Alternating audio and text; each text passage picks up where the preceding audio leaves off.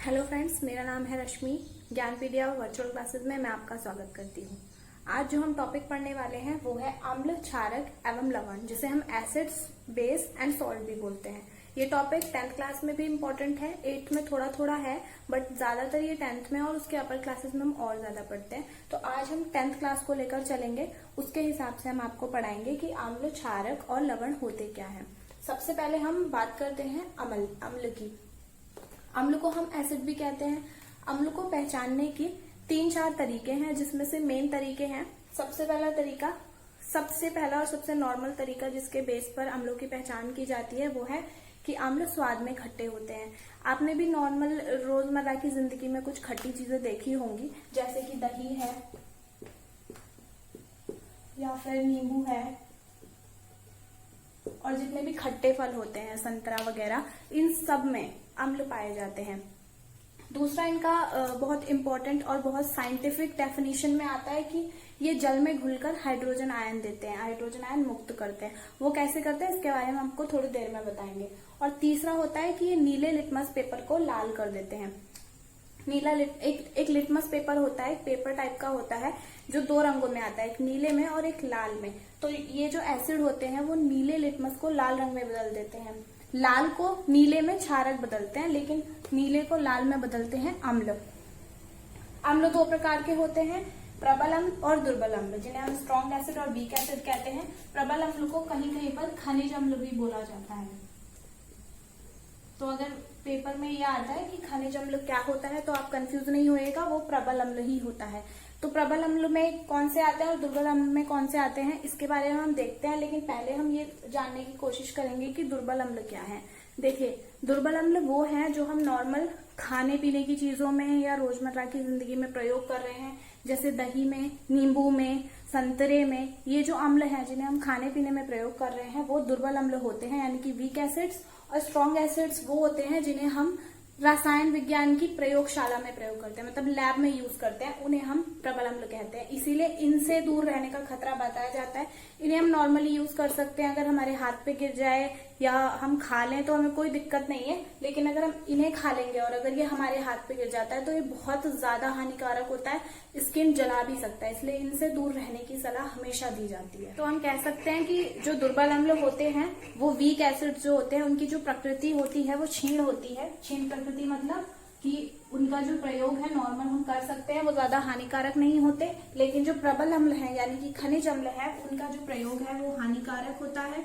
उन्हें कभी कभी बहुत ज्यादा प्रयोगशाला में या कहीं पर ही इस्तेमाल करते हैं, नॉर्मल की जिंदगी में हम यूज नहीं करते।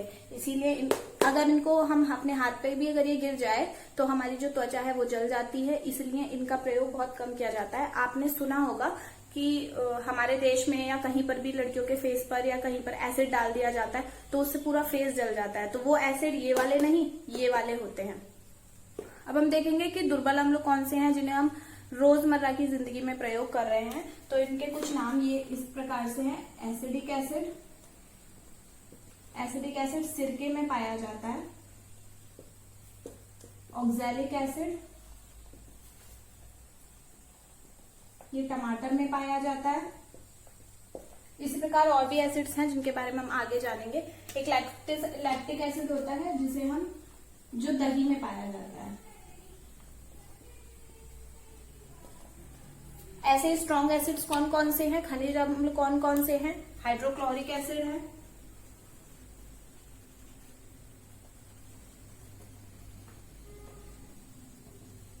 इसे HCl कहते हैं। सल्फ्यूरिक एसिड है, इसे H2SO4 बोलते हैं, लिखा जाता है। तो इस प्रकार जो प्रबल अम्ल हैं उन्हें हम प्रयोगशाला में प्रयोग कर रहे हैं और जो दुर्बल अम्ल हैं उन्हें हम नॉर्मल की जिंदगी में भी प्रयोग कर सकते हैं। अभी एक दूसरा टर्म आता है कि जो अम्ल हैं, एक तो प्रकार हो गया प्रबल अम्ल और दुर्बल अम्ल, इनकी प्रबलता के आधार पर। एक दूसरा जो प्रकार है वो होता है इनकी पानी की मात्रा के आधार पर। तो 2 प्रकार से बांटा गया है इन्हें, सांद्रता के आधार पर भी कह सकते हैं। सांद्रता के आधार पर इन्हें 2 भागों में बांटा गया है। पहला है तनु अम्ल, दूसरा होता है सांद्र अम्ल।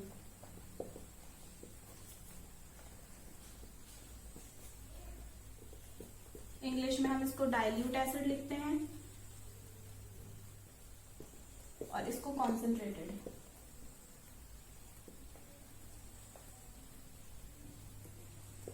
तनु अम्ल वो होता है जिसमें पानी की मात्रा ज्यादा होती है और एसिड की मात्रा कम होती है। मतलब एसिड उसमें बहुत कम होगा और पानी ज्यादा होगा। मतलब पानी जो है वो ज्यादा है और एसिड यानी कि अम्ल जो है वो कम है। सांद्र अम्ल इसका उल्टा है, उसमें अम्ल की मात्रा ज्यादा है और पानी की मात्रा कम है। कॉन्सेंट्रेशन के आधार पर हो गया। अभी क्या होता है प्रयोगशाला में जब हम अम्लों का यूज करते हैं बड़ी क्लासेस में जाकर, तो जो सांद्र अम्ल होता है अधिकतर यही अम्ल हम प्रयोगशाला में रखते हैं, लेकिन इनको तनु कर दिया जाता है। तनु करने के लिए क्या करते हैं, पानी मिलाएंगे, सांद्र अम्ल और जो पानी है उसका घोल तैयार करेंगे। तो हमेशा क्या होता है कि कभी भी, क्योंकि बहुत हानिकारक होते हैं अम्ल, तो कभी भी क्या होगा पानी में हम अम्ल नहीं मिलाएंगे। हम क्या करेंगे, एक बीकर लेंगे, अम्ल में हम पानी नहीं मिलाएंगे, एक बीकर लेंगे, उसमें पानी भरेंगे और उस पानी में थोड़ा थोड़ा करके अम्ल मिलाते रहेंगे। जितना हमें उसे डाइल्यूट करना होगा हम डाइल्यूट कर देंगे। अगर हम सीधे अम्ल में पानी मिला देते हैं तो ये बहुत हानिकारक हो सकता है अम्ल बाहर आ जाए या फिर वो पानी जो है उसमें प्रॉब्लम हो जाए, ज्वलनशील हो जाए। तो इस वजह से हमेशा क्या करते हैं, हम पानी में बूंद बूंद करके अम्ल मिलाते हैं और उसे डाइल्यूट करते रहते हैं। तो ये बहुत जरूरी है। कभी कभी पूछा जाता है कि सांद्र अम्ल तनु अम्ल बनाते समय जब सांद्र को हम तनु में परिवर्तित करेंगे तो हम किस प्रकार की सावधानी बरतते हैं। तो पहली सावधानी यही है कि आप हमेशा अम्ल जो भी पानी है उस पानी में बूंद बूंद करके अम्ल मिलाएंगे, ना कि अम्ल में बूंद बूंद करके पानी। अब हम देखेंगे कि कौन कौन से अम्ल हैं जिनका हम अधिकतर प्रयोग करते हैं। जो पेपरों में अधिकतर क्वेश्चंस पूछे जाते हैं कि इस चीज में कौन सा अम्ल है, इस चीज में कौन सा अम्ल है। हम आपको दही में बता चुके, लैक्टिक एसिड होता है,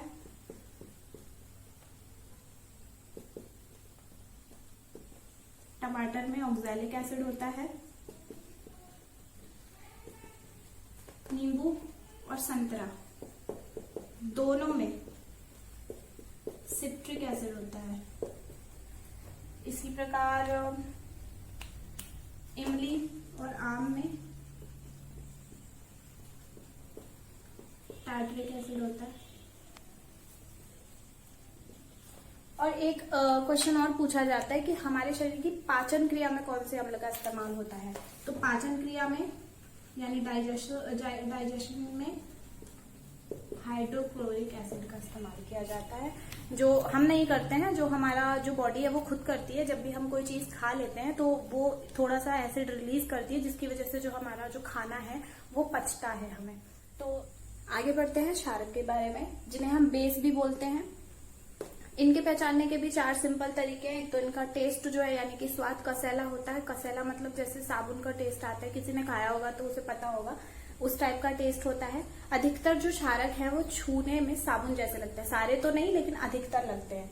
पानी में ये हाइड्रोक्साइड आयन मुक्त करते हैं, हाइड्रोक्साइड OH नेगेटिव। जो अम्ल था वो हाइड्रोजन आयन यानी कि H+ नेगेटिव मुक्त कर रहा था और ये OH नेगेटिव मुक्त कर रहा है। लाल लिटमस को नीला बना देते हैं। जो अम्ल थे वो नीले लिटमस को लाल बनाते थे, ये उसका उल्टा करते हैं। एक शब्द है जिसमें अधिकतर हिंदी मीडियम के जो बच्चे हैं वो कंफ्यूज होते हैं, क्षारक और क्षार। वो क्या करते हैं, क्षार को ही क्षारक समझ लेते हैं, लेकिन ऐसा नहीं होता। जो क्षार हैं वे वो क्षारक होते हैं जो जल में ज्यादा घुलनशील होते हैं। घुलते तो हैं सारे क्षारक, लेकिन कुछ ऐसे होते हैं जो जल में ज्यादा घुलते हैं, तो उन्हें हम क्षार बोलते हैं, जिन्हें इंग्लिश में एल्कली बोला जाता है। अब जिस तरीके से अम्ल थे प्रबल और दुर्बल, उसी प्रकार से जो क्षारक है वे भी प्रबल और दुर्बल है। प्रबल क्षारक, नंबर 2 दुर्बल क्षारक। प्रबल क्षारक कौन से हुए, जिनमें क्षारकों का जो गुण है वो ज्यादा मात्रा में मिलता है, उन्हें प्रबल क्षारक कहते हैं, यानी कि स्ट्रॉन्ग बेस कहते हैं। और जिन क्षारकों में जो क्षारक का गुण है वो कम मात्रा में मिलता है, उन्हें हम दुर्बल क्षारक कहते हैं, यानी कि वीक बेस कहते हैं। तो दुर्बल क्षारक के उदाहरण बताते हैं। प्रबल क्षारक के उदाहरणों में आ जाता है एक NaOH, ये बहुत स्ट्रॉन्ग होता है, जिसे हम सोडियम हाइड्रोक्साइड कहते हैं।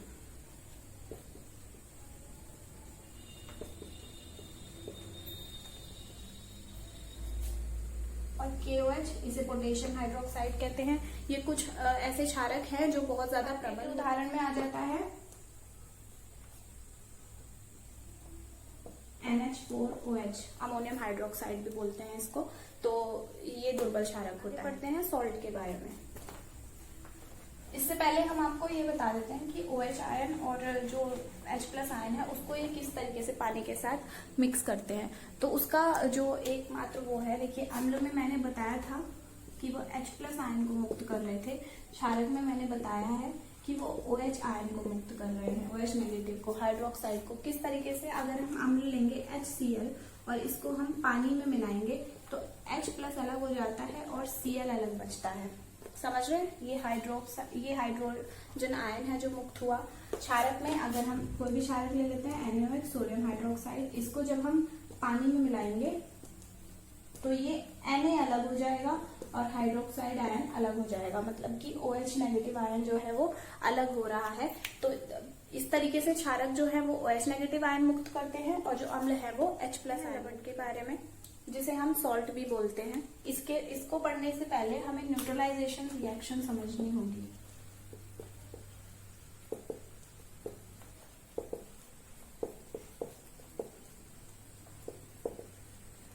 इसको हम हिंदी में उदासीनीकरण अभिक्रिया कहते हैं।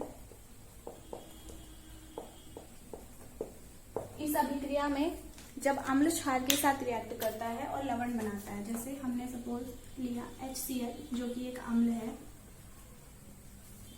और हम लेंगे NaOH जो कि एक क्षारक है। जब ये मिलेंगे तो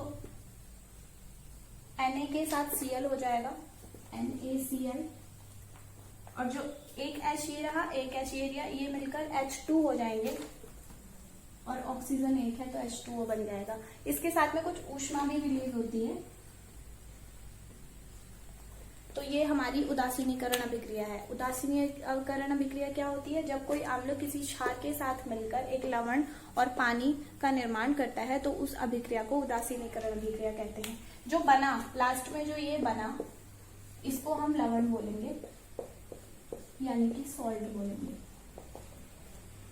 मतलब अम्ल और क्षार की क्रिया के पश्चात जो भी बनता है उसे हम लवण बोल देते हैं, पानी के अलावा। ऐसा नहीं कि पानी को लवण बोल दिया, पानी के अलावा जो भी बनता है उसे हम क्या कहते हैं? लवण।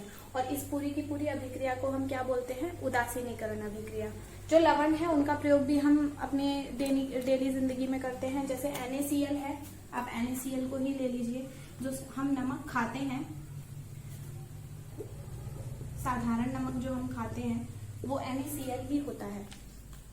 तो लवण का प्रयोग ये है, और इसका जो बनने का तरीका उदासीनीकरण अभिक्रिया से ही पता लगता है। अगर लवण के बारे में पूछा जाएगा तो आप ये बोलेंगे कि अम्ल और क्षार मिलकर आपस में लवण बना देते हैं। और अगर उदासीनीकरण यानी कि न्यूट्रलाइजेशन रिएक्शन पूछी जाएगी तो उसमें हम बोलेंगे कि यदि अम्ल और क्षार आपस में मिलते हैं तो पानी और सॉल्ट बनता है, यानी कि लवण बनता है। तो ये पूरी क्रिया उदासीनीकरण अभिक्रिया कहलाती है।